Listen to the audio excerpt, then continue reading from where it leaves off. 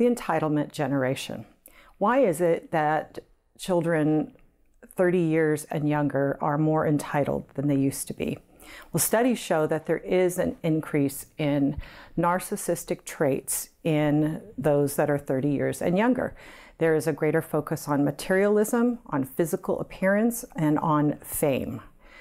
The traits of narcissistic children and adults are self-admiration, secular values, grandiosity, which means bigger or bigger than, self-centered, shallow values, and overconfidence. Healthy self-worth is not narcissistic self-worth. Healthy self-worth comes from real accomplishments that you've done, and it comes from recognizing that all of us are children of God.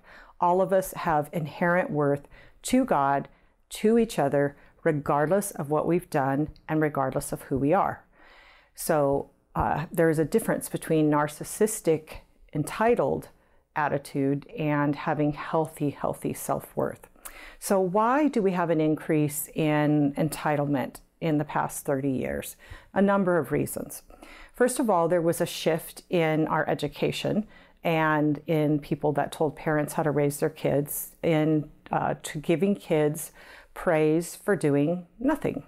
In other words, they were special, wonderful, and unique. And listen, I teach a class on self-image, which talks about self-worth and good, healthy self-esteem. And I've written a book, The Truth in the Mirror, on it. So I am not saying healthy self-worth is bad. No, you need to have good self-worth. But there is, when you give kids unearned praise for doing nothing, they start to link the feeling good about themselves when they do nothing, or even when they do things bad.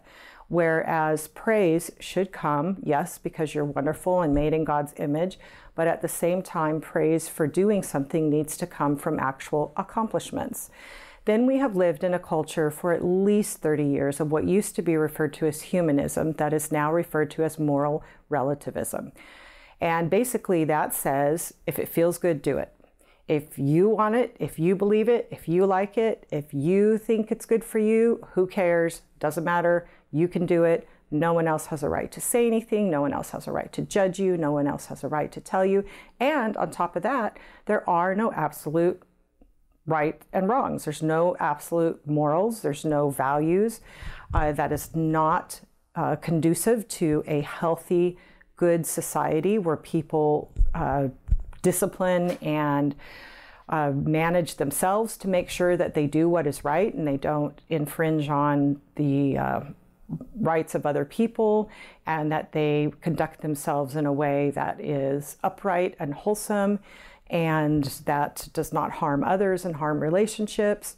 So moral relativism results in basically the me generation. If it feels good, do it. If I like it, fine. If it's right for me, then it's right.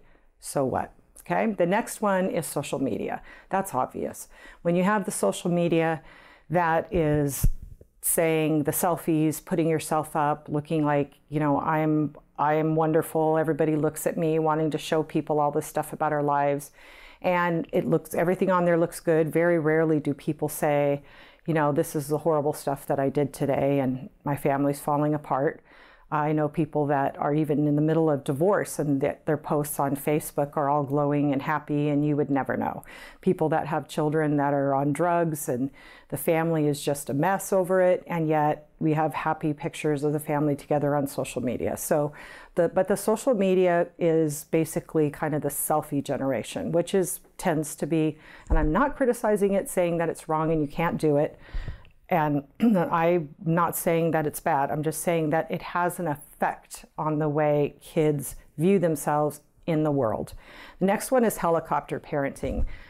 That, along with these other things, helicopter parenting meaning that when your child gets in trouble, when your child doesn't get a good grade, when your child isn't played on the team all the time by the coach, that the parent stomps down to wherever it is and says, hey, you can't treat my child that way. Give my child a better grade. I have heard college professors say that parents call them about their children's grades in college.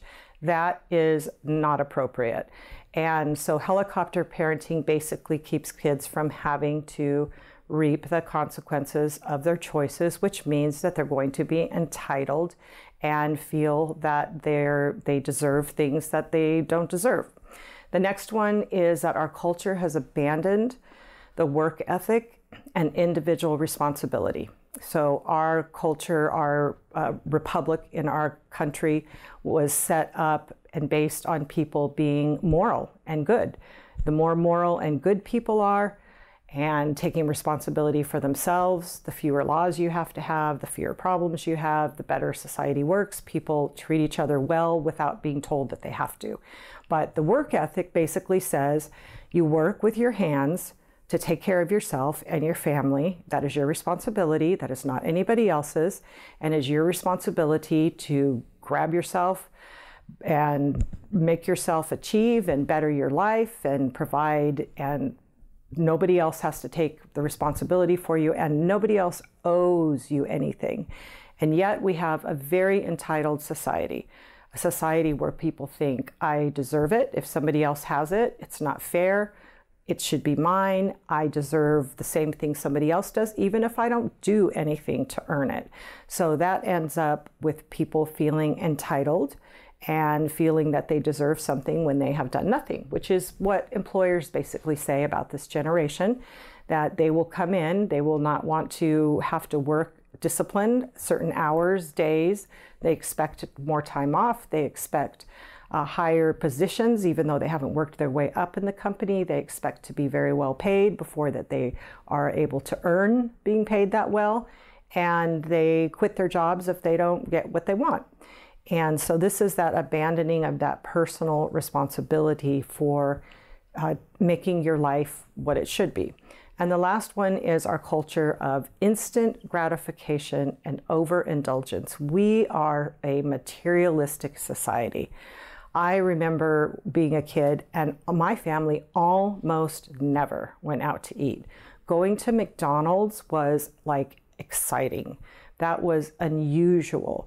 Going out for a pizza, I don't know if we ever did that. Rarely did we ever go out to a restaurant dinner. And yet now, kids that are in families go out to eat all the time. I see kids walking down the street that are, in junior high or younger with Starbucks cups, which meant that they paid probably at least $5 for what they're drinking. And it's just a culture full of indulgence. We've got new cars, we got credit card bills. The average child in college comes out of college with $10,000 to $20,000 of credit card debt. So it also includes the fact that we are a credit card debt culture. So that means if I want it, I get it, even if I can't pay for it right now. Even if someday I might not be able to pay for it and I might end up having to have debt forgiveness, or my credit card, I go bankrupt and I can't pay my debt.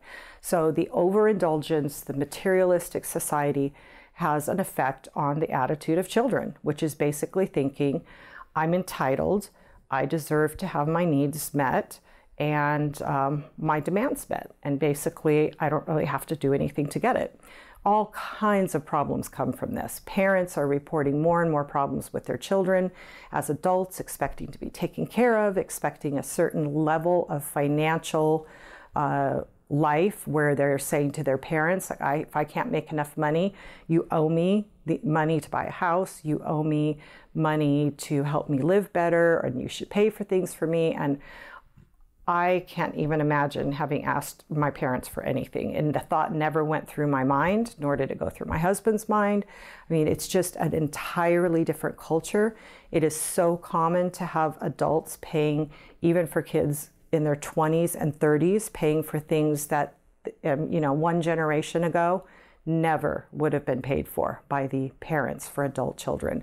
So this isn't meant to be a criticism of anybody.